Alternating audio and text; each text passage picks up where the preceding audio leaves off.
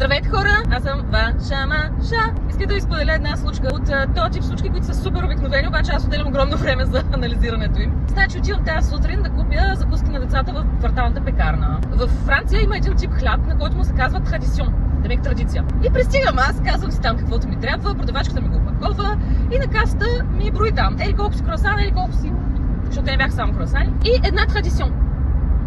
И аз стоя и мигам на парцала и казвам, има някаква грешка. Тя казва, о да, извинявайте. Започва отново да брои. Изчислява и накрая пак слага. И една традицион. И аз казвам, аз нямам традицион. И в крайна сметка, да, оправихме се, тя се посмя, аз се посмях, тя се извини и тръгнах си. И буквално 20 метра след това си казах, не, тук има нещо. И се върнах да взема традицията.